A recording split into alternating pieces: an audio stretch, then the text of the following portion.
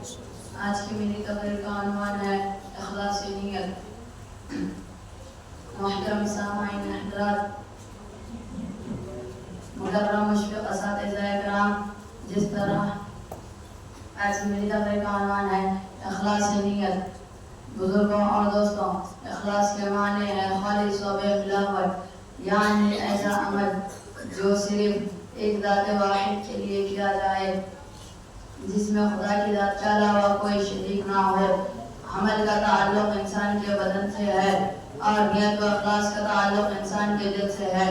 اہل علم فرماتے ہیں کہ نیت کی 3 قسمیں ہیں: اچھی نیت، بری نیت، بے نیت۔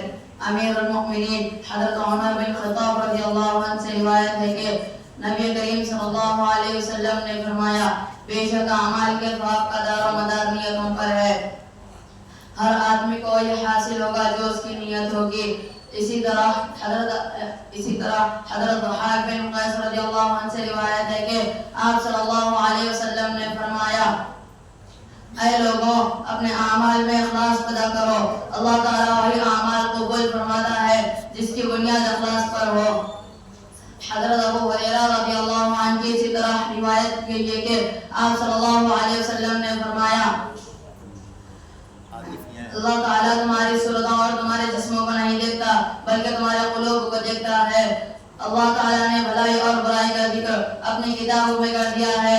جس شخص نے نیکی کرنے کا ارادہ کیا لیکن وہ نہ کر سکا، تب بھی اللہ تعالیٰ اس کے نامہ اعمال میں ایک نیکی کا ثواب لکھ دیتا ہے، اور اگر ارادے کے بعد نیکی کرے تب تو کم از کم 10 نیکیاں لکھی جاتی ہے، اور اگر اخلاص ہو تو اس سے زائد 700 تک بھی لکھ دی جاتی ہے۔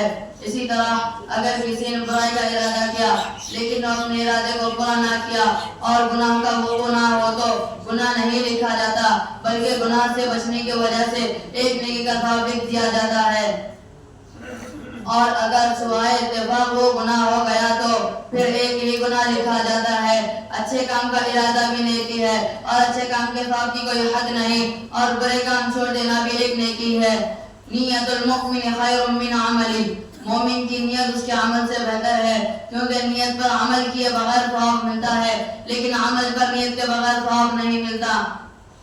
روایات میں یہ بات ملتی ہے کہ بنی اسرائیل کے ایک نیک دل شخص نے خشک سالی کے زمانے میں ریت کے ایک ڈھیر کو دیکھ کر حسرت سے فرمایا، اے کاش یہ ڈھیر آٹے کا ہوتا اور میں اسے غریبوں میں تقسیم کرتا۔ اس وقت کے نبی علیہ السلام پر وحی آئی کہ اس شخص سے کہہ دو کہ اس کے نامہ اعمال میں اس ڈھیر کے برابر آٹا خیرات کرنے کا ثواب لکھ دیا گیا ہے۔ قیامت میں ایک شخص کو نامہ اعمال دائیں ہاتھ میں دیا جائے گا، وہ دیکھ کر کہے گا کہ یہ تو میرا نہیں ہے۔ اس میں حج، عمرہ، جہاد اور زکوٰۃ کا ثواب بھی لکھا ہوگا، حالانکہ غربت کی وجہ سے میں نے ان میں سے کوئی کام بھی نہیں کیا تھا۔ اس شخص سے کہا جائے گا کہ دنیا میں تیری نیت و تمنا یہی تھی کہ اگر پیسہ ہوتا تو حج، عمرہ، جہاد کرتا اور غریبوں میں زکوٰۃ دیتا۔ اللہ کو معلوم ہے کہ تیری نیت سچی تھی، اس پر یہ ثواب دیا گیا ہے۔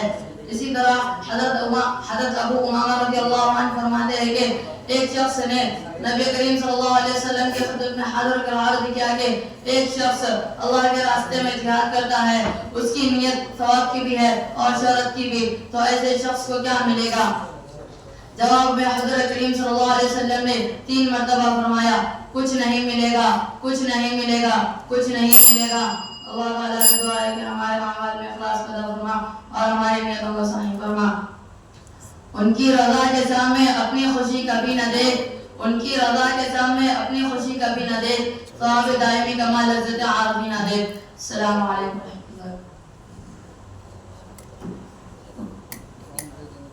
تشریف لائیں محمد عیان خان، ان کا عنوان ہے طہارت و نظافت۔